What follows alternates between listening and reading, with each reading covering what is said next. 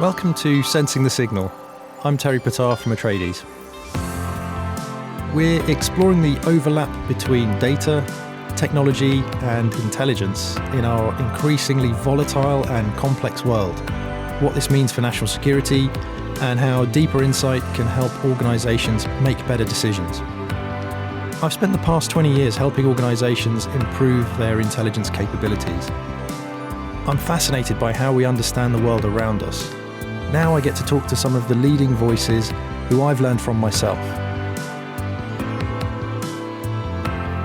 On this episode, I talked to Alison Killing, a former architect, Pulitzer Prize-winner, and now conducting visual investigations at the Financial Times. Alison gave me a real insight into her varied career, and in particular how combining different sources of publicly available information has enabled her and those she's worked with to uncover vital details about multiple humanitarian crises. The results have illuminated situations that are otherwise poorly understood or even hidden from public view. Alison, welcome to the show. Cool, thank you. Thanks so much for having me. Do you ever, well, I hope you never get tired of people introducing you in that way. I feel like the Pulitzer Prize is a pretty significant achievement and it should be probably celebrated regularly. Yeah, obviously it's something I'm really proud of. And I'm really proud of the work that went towards that. Yeah. That's great. Just for sort of the sake of our audience and to help them understand sort of how you've got to where you are now. You just recently joined the Financial Times. It'd be great to hear a bit more about your role there and kind of what's led you on the journey that's got you to where you are now, because it's, people will hear Financial Times, they'll hear that you've won the Pulitzer Prize and they'll think you've sort of followed maybe a traditional path through journalism, but it hasn't necessarily been that way. But that's what kind of I really wanted to talk to you about, was your appreciation for using information to answer questions that maybe we either wouldn't have been able to do previously until we've had sort of more resources that have become available in the last 10, 15 years, but also how your, I guess, background outside of journalism has shaped your approach to doing the kind of work that you're doing now. Yeah, so I'm now working at the Financial Times. I joined the new visual investigations team that has just been set up there, which is really exciting. But yeah, as you said, I don't have a traditional journalism background, and in fact, this is my first staff job within journalism. So I originally trained as an architect, and I worked as an architect. I worked in the construction industry for a number of years, and worked for other people. So worked for sort of structural engineers and architects and urban planners, and then went to set up on my own. I started working for myself 13 years ago and worked for myself for a long time. I did all sorts of things within that time, in large part because there was a big economic crisis, sort of 2008 to sort of 2010 and actually beyond. So at the time that I started up, there wasn't really any building work going on. And so I did a lot of other things while I kind of bided my time, waiting for my chance to actually build something. I did research. I did research projects into the reconstruction after the Haiti earthquake and why that had gone so badly. And I looked into the background of that. I did some community design and build projects and arts projects. I did an exhibition and then started working on this online documentary about migration to Europe, which was something I worked on between 2015 and sort of 2017, and which was really the point at which my work started to move properly into journalism and to sort of be doing that full time. But I mean, what I think that background has given me is, obviously I have a lot of skills in sort of spatial analysis and in visual analysis. So to be looking at videos, to be looking at photographs, to be geolocating things, to be working out like where things happened is something that is very natural to me. to be looking at satellite imagery similarly, and to be able to look at satellite imagery and discern from that what that sort of place would look like from the ground, to be able to take those 2D images and work out what that place looks like in 3 dimensions, is something that architecture background has given me. And yeah, I mean, it's what it's also given me is like this very, very technical tool set, and a very like technical background, which is something that I still like use now in the journalism work. And I actually feel like all of the things that I enjoyed about architecture I still have in my job now. That there's a very strong technical side to the work that I'm doing. There's a side to it which is very creative, where you're trying to like solve problems, and you're trying to like work out how can we find out this information, how can we sort of build out this story. And there's the design element as well, in a couple of senses, because you're trying to look at all of these disparate approaches, and you're trying to bring them together in one whole. Like how can we find all of these fragments of information? How can we take all of these fragments of information and sort of knit them together to work out what's happening? And then also like how can we tell this story? And one of the things that we're doing at the FT in like the visual storytelling team is, we do a lot of the work that we do is written up as these very very visual rich sort of web interactive pieces. So there's also the design of those, and a lot of thinking that goes into how we actually tell those stories, both through text but also through visuals, through data, through video. So I think like that architecture background has fed quite neatly into all of those things. That's really interesting. So, I mean, from a number of aspects there. So you got into it by researching. You said it was starting off in Haiti, but then on the kind of movement of migrants in that 2015, 2017 period, when there was quite a significant surge of migrants coming across the Mediterranean. And was that where the focus was for you? Yes, that was... Yeah, it was... it started off as a project intended to be about the central Mediterranean. I also have a master's in humanitarianism and development practice, and so that migration issue is something that was of interest to me, and that it was something that I was keeping an eye on quite closely. And through sort of 2013, 2014, there was this big surge of people travelling through the central Mediterranean. And there were a lot of deaths there. There was also a lot of shipwrecks. And what I had seen was that the media coverage of that wasn't really proportionate to the scale of the problem, it seemed. There was some coverage of it. Mm-hmm. I mean, The Guardian, for example, was covering it well, but what they were also saying, like I remember reading an article about when they talked about their coverage of that issue, and they said that the difficulty of working on migration was that people didn't really read it. They said that stories on migration were getting the lowest traffic of anything on their homepage. Wow. And so what I wanted to do was to try and find a way to tell that story in a different way. And so the project that I did, which was called Migration Trail, was about trying to do that. It was telling that story using sort of data and social media and maps. And I wanted to tell the story of these 2 migrants travelling to Europe, and to tell that in real time over 10 days as a way to make that story urgent and immediate for an audience. And, through the novelty of that telling, also to try and bring a new audience to that story. So yeah, it was the form that the project took was this.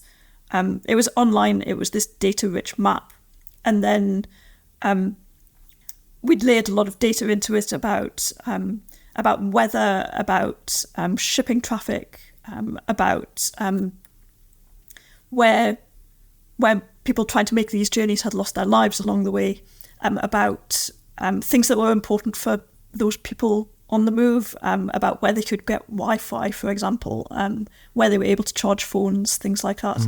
And then I worked with these 2 writers, one from Lebanon, one from Nigeria, to write the voices of these 2 characters, and to write them as an instant messaging feed, which the audience would then get on their phone in Facebook Messenger. And so they would be getting these messages as if it were a friend writing it to them.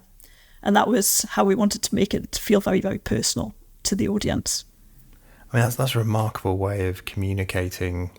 Like you said, what was an urgent crisis situation at the time? I don't know whether people will necessarily remember, but there was a huge number of people crossing and a lot of people losing their lives, and it felt like it certainly felt from my recollection of it being a situation that just seemed to be escalating in urgency, and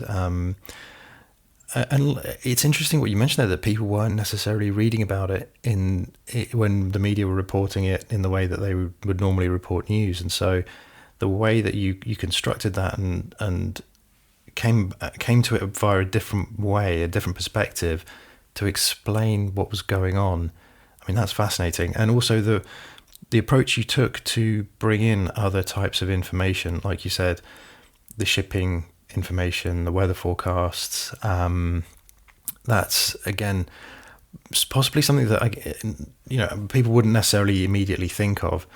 Is that sort of core to your approach as well, in terms of what you might do now for visual investigations, thinking about all the different types of information you might bring to bear? Because you sort of described it a moment ago beautifully in terms of bringing together all those different strands and layers and trying to work out what's going on. How do you go about doing that? How do you go about sort of scoping something out to think about, okay, what are all of the different types of information that we might use? Yeah, I mean, I guess when you sit down to start a project, you're doing that sort of scoping exercise. Just starting to initially to look around at what data is out there. Also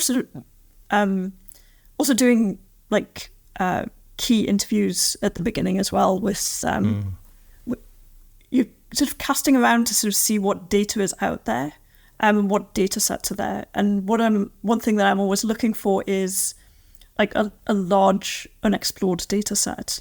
When you say large unexplored data, is what sort of makes that attractive? Is that just because you think that there's likely to be stuff in there that other people haven't seen, or is it that it could be really relevant to what you're covering and maybe no one's considered it? Yeah, I think that when looking to cover new ground, right? So that's why I say sort of like it's unexplored. Right. We're looking to do things and tell stories that haven't been done before. And you want, I think, a large data set just because that gives you the best chance possible of being able to sort of tell that story. And when I say data set, it could be many things. It could be a large bank of videos that describe a certain incident, and having a lot of videos from a lot of different angles from over a reasonable timescale around that incident is what you need in order to be able to tell that story well and to reconstruct what happened. Could also be other sorts of data. With Xinjiang, it was this bank of locations which had been masked out in Baidu, that we could then go and look at these locations and in other satellite imagery providers and see what was there. Now, you and I have talked about the work you did there previously, but for anyone who's listening who hasn't maybe heard of the work you did there, it would be great just to maybe give a quick run through of what that involved and what you were working on there. Yeah, sure. So that was a project that I worked on with BuzzFeed News and with two colleagues, Magga Rajagopalan and Christo Bushek. And what we were looking for was this secret network of detention camps, which it was believed were in Xinjiang in China. There was this big crackdown on the Uyghur population, but actually, the wider indigenous Muslim populations in Xinjiang, from about mid-2016 onwards.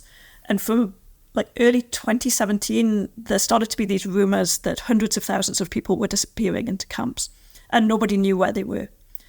By mid-2018, the UN was saying that 1 million people had been detained. It was believed that 1 million people had been detained at least. And the UN was describing this as one of the world's most urgent human rights crises. It was believed that there were 1,200 camps in existence at that point, and at the same time, only about 70 of them had been found. And so what me and my colleagues wanted to do was to find that full network.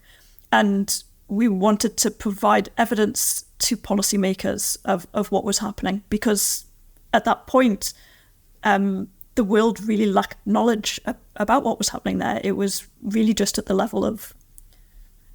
There had been some reporting, and there'd been some very, very good reporting from Xinjiang, but we were really dealing with rumours about what has happened, and we wanted to provide a more concrete evidence base about what was going on there. And so the way that we ended up finding that network, we discovered that in Baidu Maps, which is the Chinese equivalent of Google Maps, that over the locations of a series of camps that we knew definitely were camps because journalists had visited them, we were finding these white squares appearing just at this one zoom level as in the satellite imagery. So just to sort of prevent you seeing the detail of what was there? Kind of. Okay. I mean, it was... So the way that it appeared was I was going to look at these locations. I just wanted to see what Baidu was showing. I was zooming in. At a certain point, this white square appeared. You'd zoom in further, and the satellite imagery would be gone. The white square was gone. You would just have the reference map tiles, and it was actually it was a blink and you would miss it sort of thing. And what it actually just looked like is that the map was loading very slowly, or it was like maybe slightly that it just felt slightly broken. But yeah, I just thought that like, oh, it's a slow internet connection, something like that when I first saw it.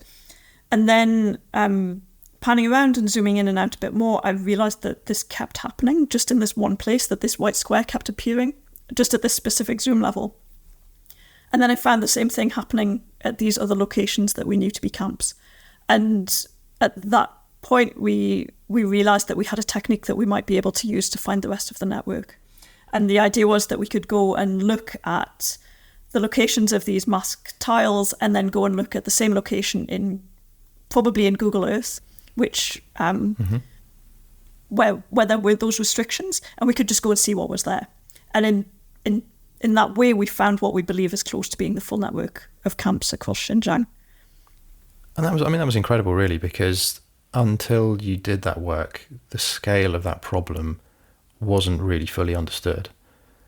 And it's a really interesting use of a technique, and the information that's now available. You mentioned that your sort of development of research over time has incorporated new sources of information and things that have become available, and commercial satellite imagery, or satellite imagery on tools such as Google Earth has really improved over the years. And it's a really, I think, a remarkable example of the kind of work that people can do with it. But it was interesting that you were able to sort of spot that pattern of that blurred area, that mask appearing on those sites, and that was the giveaway. And it's probably something that I don't think there's obviously some deliberate effort going on to obfuscate what was there, but it had the unintended consequence of actually alerting you that there was something there. Yeah, I mean, the reason that I was actually able to spot that was from having done the migration trail work and having spent 2.5 years working on building like online interactive maps. That I knew how they worked. I knew what they looked like when they worked. I knew what they looked like when they didn't work. And so when I saw this, it was immediately obvious to me that there was something that was not right there. That this wasn't just a map that was not loading, or that was missing tiles. That there was something else going on. Right, and so kind of fast forwarding to now and the kind of the work that you're doing at the FT, you described visual investigations about being two sort of aspects, I guess, in terms of both the inputs being a lot more visual content that you might go through. So is commercial, or is satellite imagery generally going to play a big role, do you think, in the work that you're doing there? And what are the sources of information do you sort of consider to be the vital parts of what you're going to be doing with visual investigations, and maybe give us a bit more of a sense of how visual investigations work? Sure. I mean, I think we'll absolutely continue to be using satellite imagery. It's such a useful tool. I mean, it's useful in many ways, right? In that it can give you an overview of a large area so that you can see the scale of what's happening. It can help to give you, so it has that sort of like wide coverage that you might not get with individual videos taken from a specific place on the ground. It allows you to look at places that you can't physically go to yourself. I mean, that was an issue in Xinjiang. It's an issue. It's a serious issue in Gaza now, for example. Yeah. Mm-hmm. And it's also a good way to corroborate other evidence that you have, that you of course use it to geolocate videos and photographs, and to sort of match up where things are. You can also use it as part of a chronolocation tool set, because you can see, for example, if a building has been damaged, you can often see, and you have imagery that's close enough apart, which we often do now, both through sort of the commercial high-resolution satellite imagery providers, but also through the European Space Agency's Sentinel program. With those, you can perhaps see the days or the period in which a certain neighbourhood has been bombed and certain structures have been destroyed, and you can use that to help verify when in time a given video or image was taken. So yeah, I think satellite imagery is an incredibly useful tool, and is going to be a big part of what we do. We're also looking at user-generated content. Right, and that's sort of stuff that gets posted on social media platforms. Yes, exactly. Yeah. Previously that would have been the sort of imagery that you would find on Twitter. Increasingly, we're moving towards Telegram as the source of a lot of that. But then, we're also working with, activists, communities, people who have sort of video material, who have evidence that they perhaps haven't or couldn't share widely on social media, and try to get that material that we can also use to investigate. So, a lot of video material generated by people on the ground. I mean, I think we'll be going beyond that as well. We'll be, looking for other sorts of data sets. Looking for other sorts of data sets, like the sort of large data sets, which is an Excel spreadsheet that we would, which might be a database of methane leaks, or sort of oil spills or something like that. Interesting. So the kind of thing that might, once you look at it and analyse it, you might see some patterns or identify some anomalies that would that potentially give you a sort of indication that there's something there worth investigating further? Yeah, exactly. I mean, I think, where I was going with that, we're using lots and lots of very different inputs. It's not just satellite imagery. It's not just video and social media. It's databases that, NGOs or governments might have built. It's data sets that we ourselves might have built. I think we're really looking for as wide a range of inputs as we can, and we're not, our title is like the visual investigations team, but I think it may be even better to say that we're like a visual and data investigations team. Because a lot of this is, a lot of this draws on data journalism skills, and we're going to be working very closely with the tech team at the FT, and we have developers, both on the VI team and more widely, who are going to be working with very closely to look at those data sets, to work with us to build tools, to help analyze them. I think we're going to be a very, very tech-driven team. And then our output is very often going to be these very visually rich stories that both as a way to sort of showcase the evidence that we found and sort of be very transparent with our audience, talk them through the evidence, but it's also just a very, I think, compelling way to explain complex subjects, to do it through a lot of graphics and video and to combine those things with text. You can do a lot with that combination. It's very powerful. Absolutely. So, yeah, I mean, the last thing you want to do is probably put a spreadsheet in front of people of data that they have to then interpret themselves. But yeah, making things more visually understandable to help people consume the information. That's a really interesting development I think we've seen in journalism over the last 10 years or so, and we're seeing more kind of similar types of output, I think, from different outlets, and especially when it comes to sort of investigative work. How important do you think that is in terms of not just catching the audience's attention because it's got novelty value or it's a little bit different to reading a news article, but how important is it to actually be able to accurately and fully describe what you're trying to explain when you're communicating your findings to them?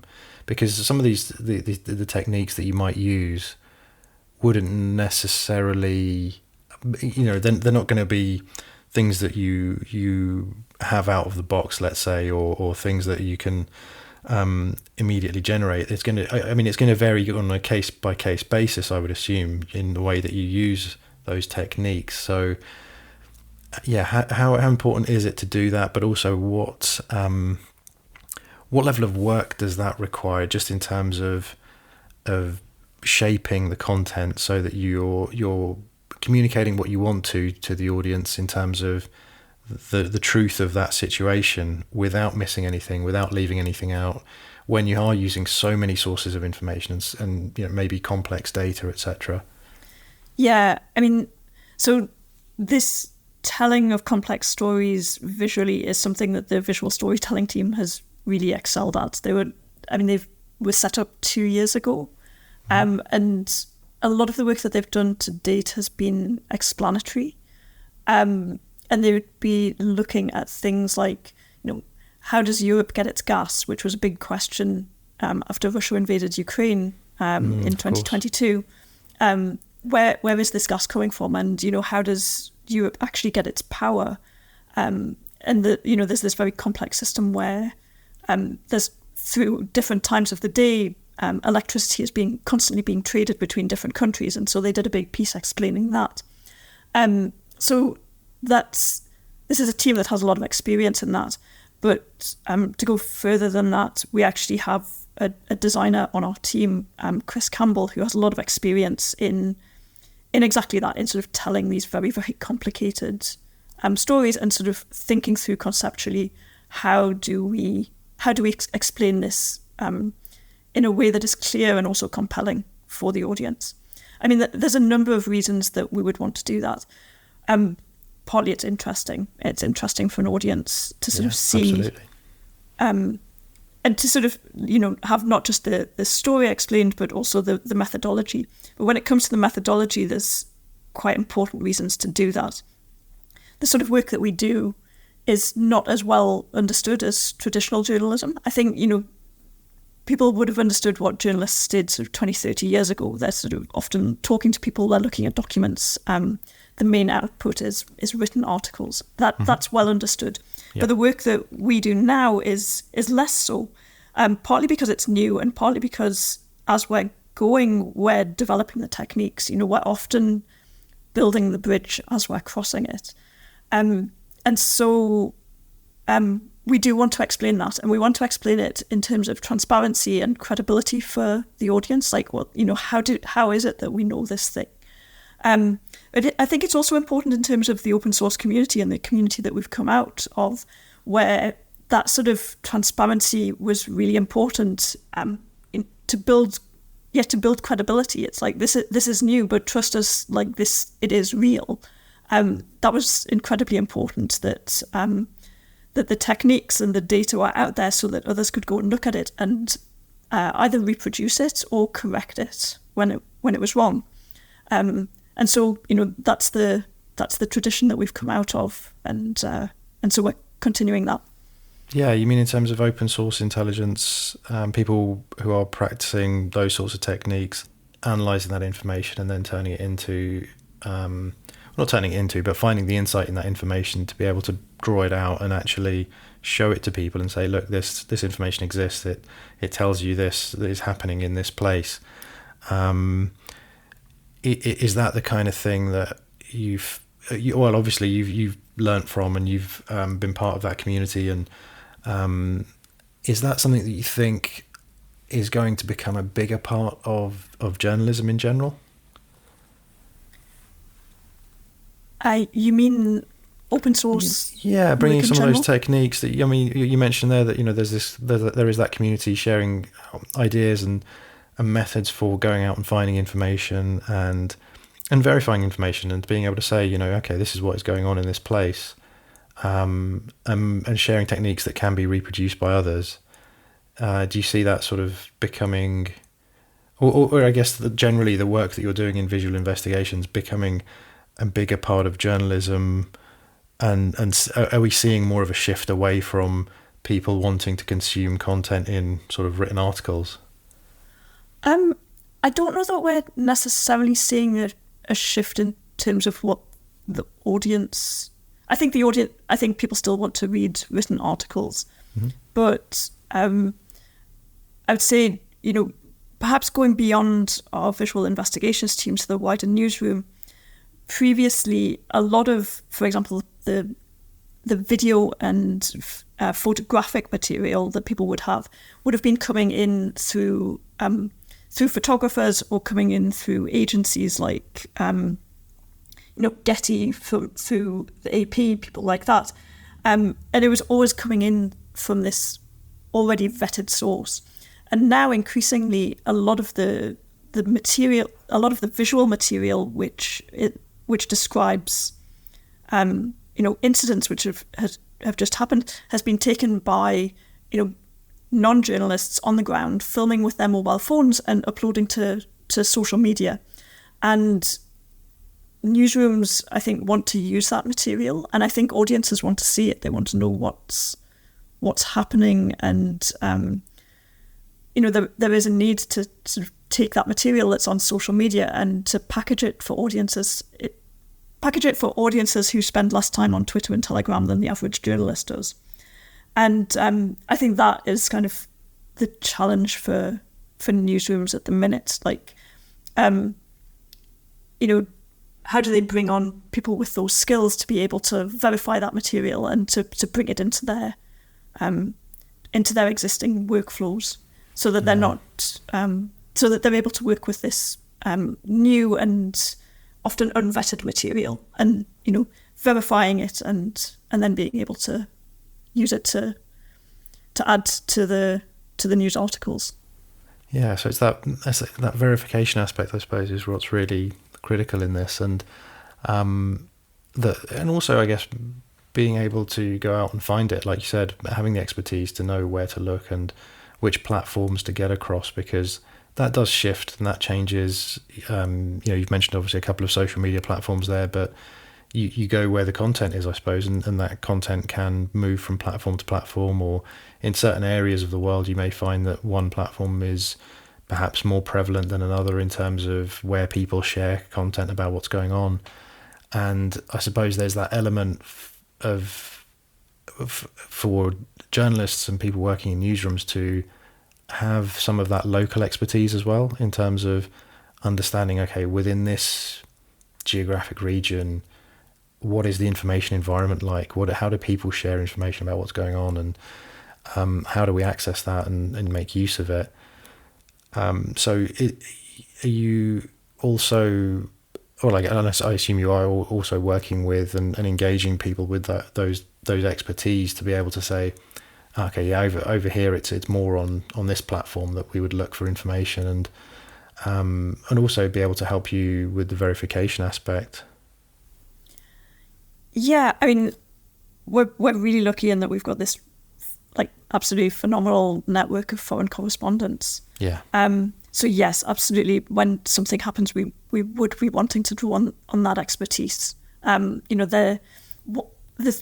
say like our team is we're specialized in a certain number of techniques, but we're generalists when it comes to the subjects that we work on, and so often we're going to be wanting to work with people who have domain knowledge, that they have that they've built up knowledge over many, many years of working in China or in Russia or in the Middle East. So yeah. Yeah, that's really interesting, I think, because the information environments change, obviously based on place, but they change over time as well. And are you finding it, or have you seen that in the work that you've done as you sort of transition maybe from one research topic to another or different areas of focus? Have you found it either easier to find out what's going on particular issues or in particular places, or has it become more difficult or more challenging in some ways? Yeah, I mean, a lot of my work over the past few years has been on China. And in China, we've really seen that the information ecosystem has shrunk and shrunk. So from about 2017 onwards, which was really the beginning of the detention program in Xinjiang. And Xinjiang was particularly extreme, but those restrictions on information have slowly spread to the rest of mainland China. So, I mean, things that we were seeing in Xinjiang were that very quickly, if you investigated a specific topic, all of them, and as soon as you published, all of the material on that topic would be wiped from the web. It would all be taken down.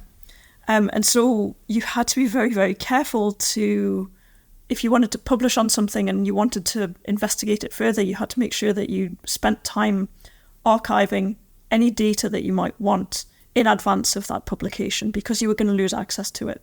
When we were doing the work on the detention camps, one of the things that we were particularly worried about was that the Chinese government would get wind of what we were doing, and that this system of white squares on Baidu would get removed before we had the chance to actually map all of the locations and to do the work. That was something we had to be incredibly secretive about.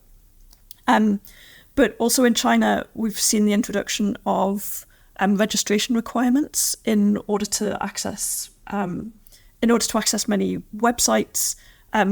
You have to have a Chinese mobile phone number. You can only get that by you can only get a +86 SIM by showing your ID. So any phone number that you have in mainland China is linked directly to your identity, which makes it very, very difficult to do anonymous research, and it makes it it means that you can't. It's very difficult to set up burner accounts which are separate from your own personal accounts. So you run the risk if you get banned from. Yeah, you run the risk of getting your personal accounts banned, which is a serious problem. And that's important. Yeah, I mean, people need phone numbers to be able to access social media accounts, right? Yeah, and it's connected to their real identity. Yeah. So there's very real political. I mean, specifically if you're a Chinese national in China, there's very real risks in that you can't say things anonymously, but you also stand the risk of losing access to your personal accounts. And things like WeChat are so heavily embedded in so many services that you need access to in order to sort of function in modern society. There's a real problem to get banned from those accounts. So that real name registration requirement is very difficult. For those of us outside of China, you can't even get that mobile phone number to be able to register and to get access to the websites and to get access to the social media platforms. So it isn't as personally risky, but it's a problem in terms of being able to conduct research if you're outside of China. And then there's also been a number of laws which have been passed recently to extend, which have extended sort of anti-espionage measures. So, and have been big. They've expanded the definition of what is considered to be sensitive data and what is considered to be a matter of national security, and it's expanded to include a lot of matters which previously would have fallen under, reasonable business due diligence. And so we've seen a number of due diligence firms had difficulties in China, and so being able to do research that even a year ago was acceptable and legal, that we're seeing the range of work that it's possible to do just narrow and narrow in China.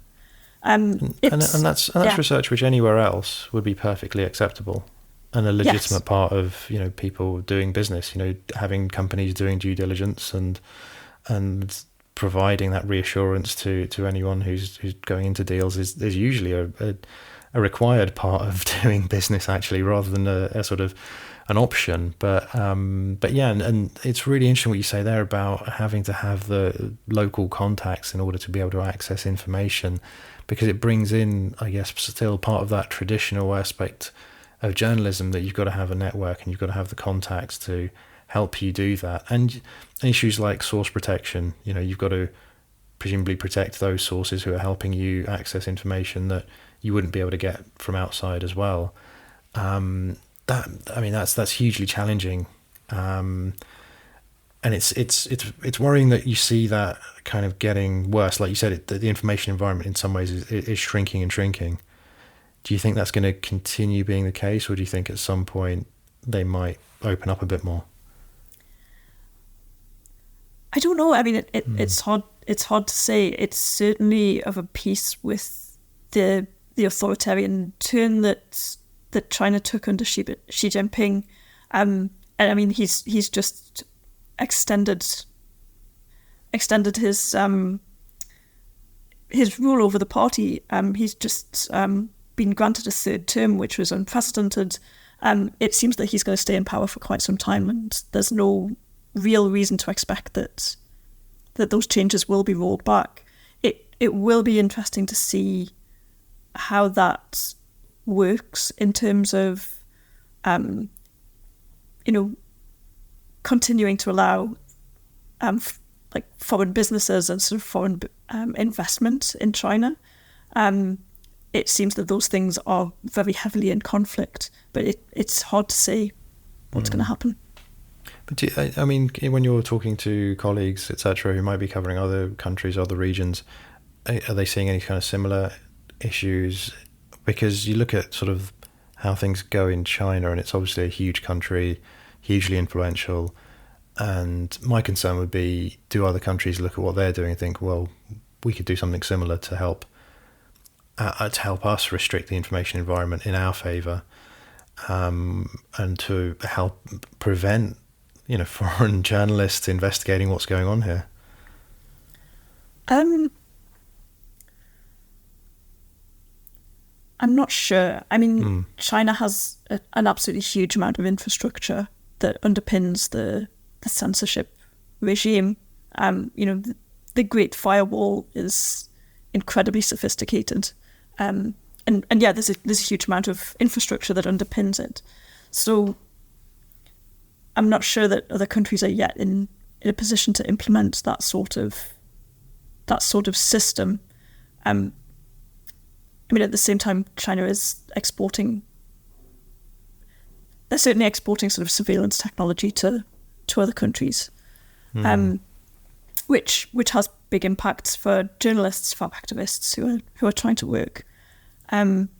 It's kind of funny because I've been talking with colleagues who work on Russia, and there's a very sort of a much more open information ecosystem. There's a lot of business directories are public and available online. They give a huge amount of information. There's also been a huge amount of corruption and sort of leaks of information in Russia, which has allowed a lot of investigations. That's really, that's really interesting, because you think, business directories, in most places, you would think of that as being fairly benign information that would be part of the public domain. But it's interesting what you're saying, that in somewhere like China, that might be much harder to access, and especially now that they're clamping down and more information and research is being seen as espionage, when it's really just anywhere else it would just be journalism or normal business research. But until relatively recently, until about 2018, China actually had more information about businesses in China available than many other countries made available about businesses. And part of that was because of an attempt to crack down on corruption. It's like, well, we're going to make available all of this information about who it is that owns companies and what shares that they have in those. And so that transparency was very important in cracking down on corruption. And it was just since 2018 that access to that information from outside of the country was shut down. Interesting. Yeah, because that's exactly why it would be important in most places, would be to clamp down on corruption and, to avoid businesses getting into deals with other businesses that aren't real or aren't who they say they are. But we've touched on some of the challenges and the restrictions in the information environment might be dealing with, but where do you sort of sense there might be any kind of encouragement for journalists or people or any researchers, people working in the areas you're working in, or other areas where there might be more information becoming available, or do you think there's still, you mentioned kind of unexplored data. Do you think there's still a lot more unexplored data out there that people could be looking at to help work out what's going on around us? Yeah, absolutely. I think the rise of data journalism and a lot of people with very technical backgrounds coming into journalism has opened up a huge amount of possibilities, both in terms of being able to access data that wasn't that it was difficult to access before, or difficult to access without those skill sets, but also in terms of building the tools to be able to analyze that data effectively. So that in itself seems like a huge possibility. I think one of the things that is so interesting about OSINT and about this field, and the wider sort of field where you're looking at algorithms and looking at AI and looking at other data sets, doing sort of spatial analysis. I think what's so exciting about it is that there is so much that is unexplored, and there's so much potential to develop new techniques, develop new tools, do things that haven't really been done before. And it feels like a very innovative, actually very creative space, which is the thing that I find most exciting about it. That's really nice to hear, actually. That sort of gives our audience a bit of encouragement after us maybe talking about how the information environment's shrinking and becoming more restricted, because it's not just in China, but you see similar things happening in other places where it might, especially actually where there's obviously conflicts occurring, and it can be hard for people to gain access and to go into certain areas.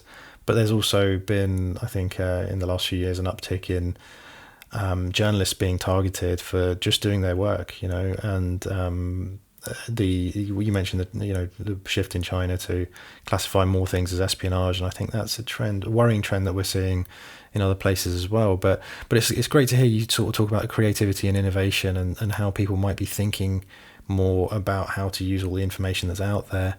And you touched on AI. That's really interesting. I wanted to just ask you, where does AI sit on your radar at the moment in terms of either being helpful in some of the tools that are being created, the sort of generative AI tools, the LLM based tools, those kinds of things?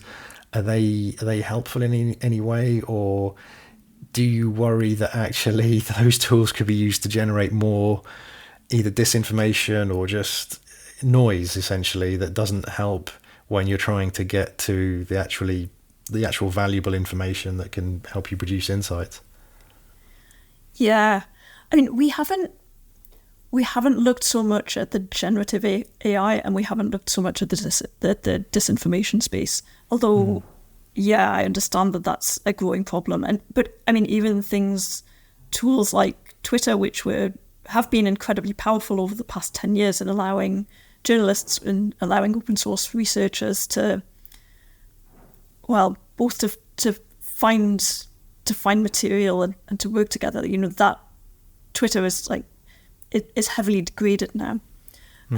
We haven't looked so much at that wider disinformation space, and we haven't looked yet at a lot of issues around generative AI to produce deep fakes and things like that. We have been looking at AI in a more analytical sense, in how can we use this to support our own analysis, and that's, yeah, it seems like there's some quite exciting potential there. People like Henk van Es have been doing some interesting work looking at how ChatGPT can support open source research, and there's other avenues that we're exploring ourselves.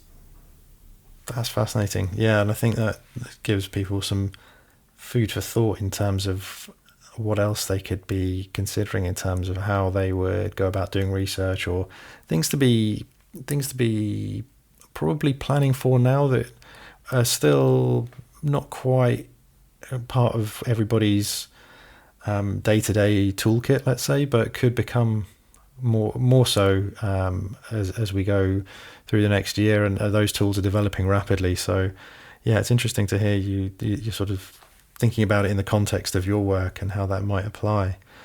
And we talked already about your background and some of the skill sets you've brought into the work you're doing now.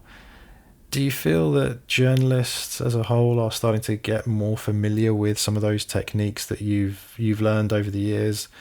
Not necessarily in doing it day to day, whether it's analyzing visual content or thinking about how to shape their content so that it can be explained visually, but is that awareness growing, and are the skills increasing in that sense, or the focus of training shifting to help people make more use of those techniques?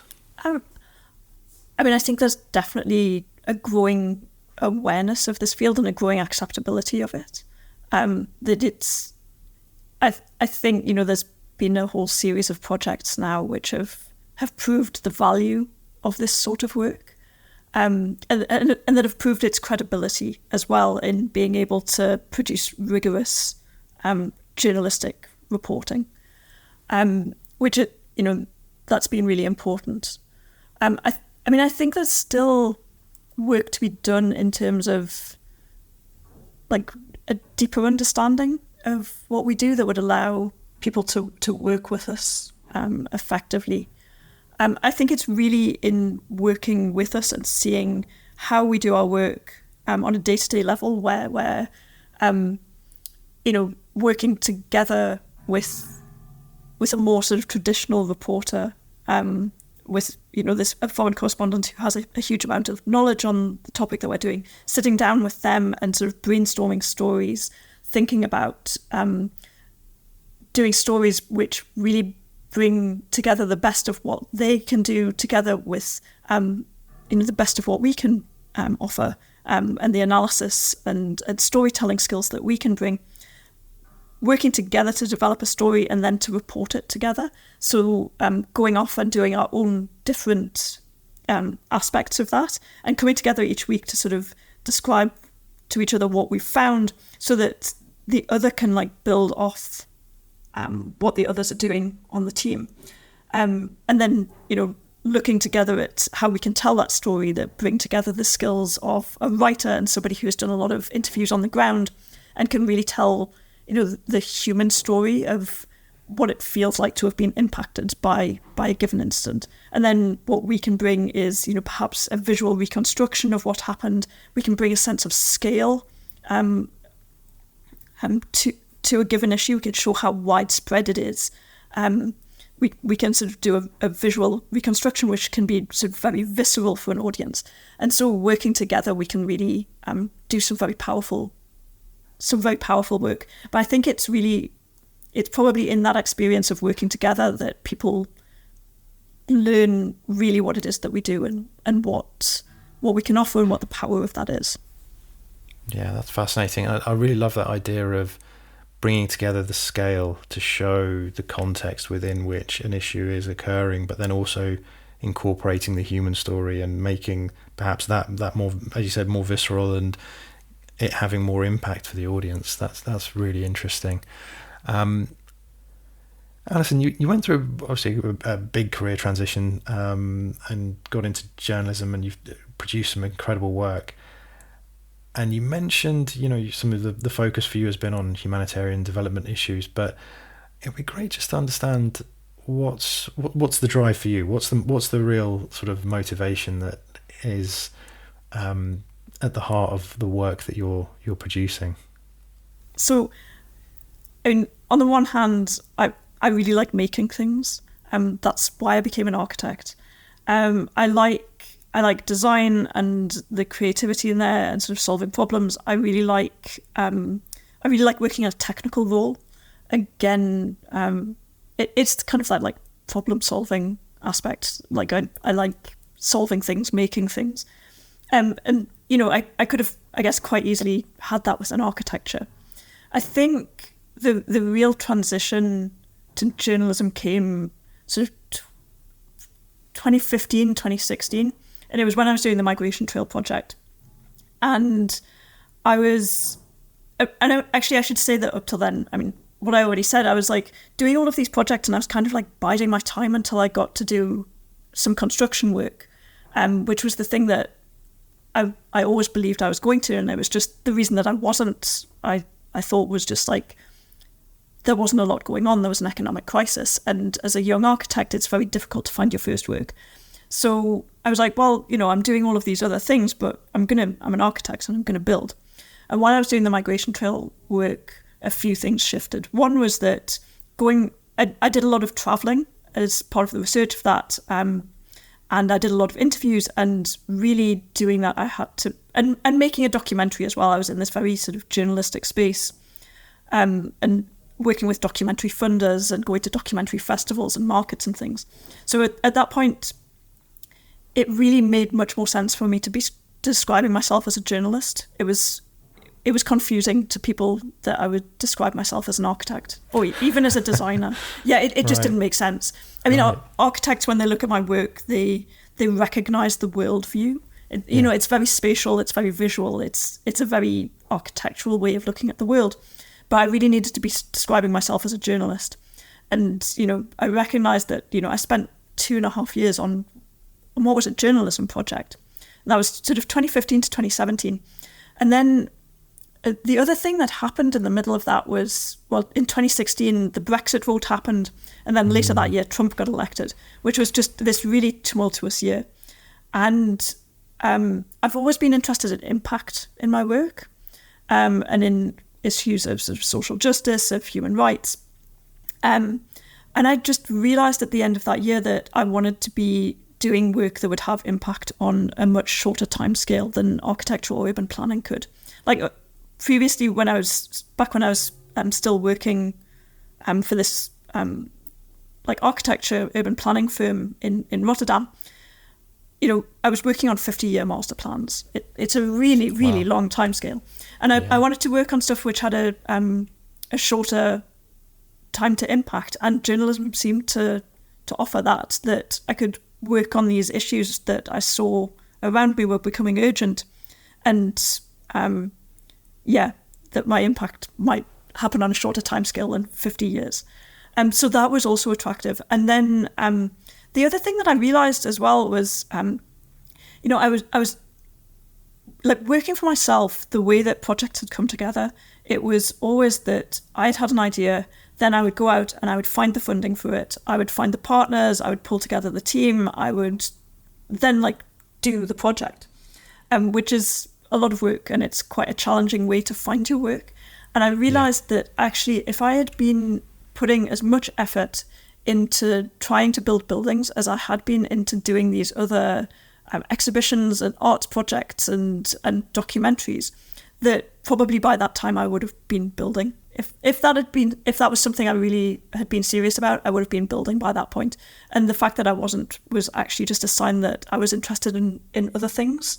And I felt like, well, maybe then I should focus on those other things. I should just double down on that and keep going. So that's how that transition came about.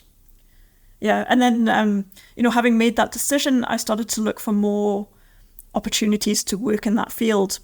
At that point, it was still kind of difficult because I was, very much an architect who was doing all of these strange, very non-commercial design projects. Okay. And I didn't have newsroom experience. So you were still at that point combining the two things almost. I mean, or doing the two, but in sort of parallel. I haven't built since like 2010. Right. But I would say that 2016, 2017. I mean, I had this like big documentary under my belt, but I didn't have newsroom experience. I hadn't worked on stuff anywhere. I was still, I still describe myself as an architect, and actually I still do now. But yeah, it took I was still slightly puzzling to a lot of journalists. But then I was looking for opportunities to do this work further. And I went to this workshop that was run by Tactical Tech the following year, and where they were putting together this guide for communities doing investigations. So it might be, say, a community who wanted to investigate a company that was polluting their local river or something. And Tactical Tech wanted to produce a guide for how those sorts of people could do investigations. And I joined that workshop to lead on the mapping and satellite data part of that guide. That was kind of encouraging citizen journalism. Yeah, exactly. Super. And it was at that workshop that I met Megha Rajagopalan, who became my reporting partner on the Xinjiang work. And it was at that workshop that we first started talking about Xinjiang, and where she had just before that had to leave China. She'd been the first journalist to visit one of the camps, and then shortly afterwards the Chinese government had declined to renew her visa, and so she'd had to leave. But then she was still keen to try and work on the camps, and had an idea that satellite imagery might be a good way to do it. And there I was with those skills, and we decided to join forces, and that was really the beginning of the Xinjiang project. Yeah, that's great to hear about that journey that you went on. And I think it's great actually when people are polymaths like yourself in terms of building skills in multiple different areas, because I think you can bring perspectives to all these different things that are unique, and you will hopefully be able to see information and use information and see data in a way that others might not do. And I guess it's all about bringing together diverse teams of people who think in different ways and have different skill sets to be able to do this kind of work. I don't think anyone really produces, earth-shattering investigative journalism on their own. And so, yeah, it's really great to get an insight into how you've worked through that process. As a sort of last question for you, and feel free to refuse to answer this one, but and without giving away anything about what you're perhaps currently working on, and there'll probably be a time lag between us recording this conversation and it going online anyway. But I just wonder, are there going to be particular areas you're focused on, or that you're really excited to be looking into and doing some research on in the next few months or over the next year or so? Yeah, I mean, I can't talk about specific stories, but I can talk. I can I thought talk that might in be general. the case. I can talk in general. In general, that'd be great. Yeah. Yeah, I mean, I think we do have two large wars which are dominating the news agenda at the moment in Ukraine, and then in Israel and Palestine. So we will be looking at those two issues. What I would say though is, like, in the OSINT community, there has been a huge focus on conflict, on state violence, and in monitoring and exploring that. And we will be doing some of that work, but I think what we also want to do at the FT is to really like try and move beyond that as a focus. Obviously, the FT is known, like, I keep being when I tell people I work at the FT, I now keep getting asked if I have an economics degree, which I don't.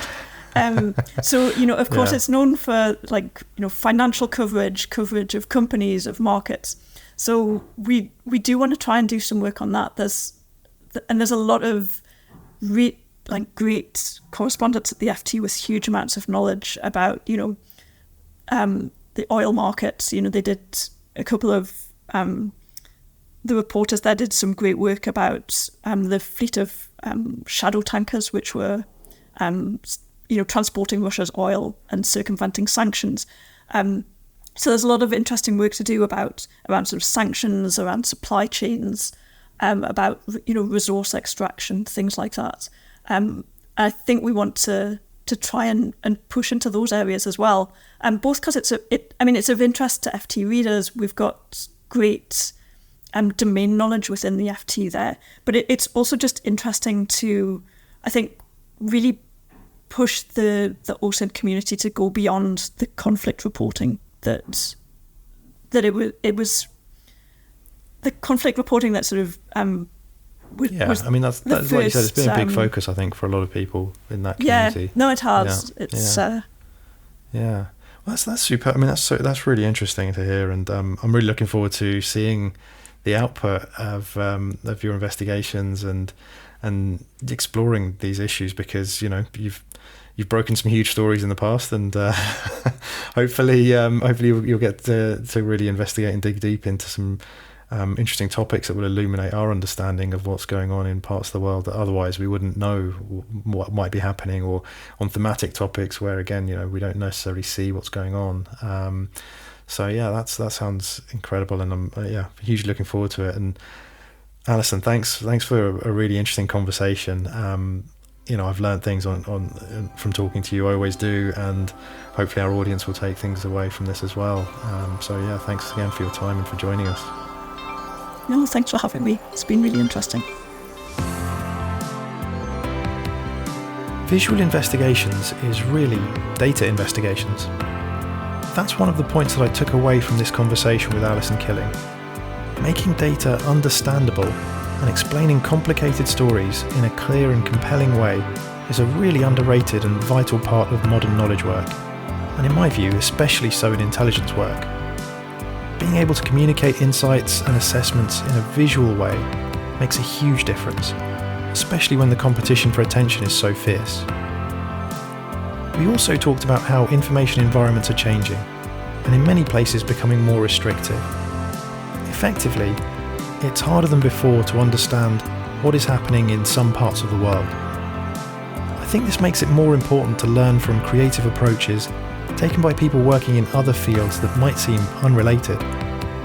It also makes me think that analysts need to regularly carve out time to discover new information sources or new ways of analysing data and communicating our findings, which is tough to do. Everyone's busy, and we all struggle to make time to deal with anything but the most immediate priorities. However, I hope this podcast and listening to Alison's experiences and some of her expertise provides some useful ideas and helps anyone listening to spend some time rethinking how we do what we do. Sensing the Signal is brought to you by Atreides, the behavioural analytics company. If you enjoyed this conversation, you can find out more about what we do at atreides.io.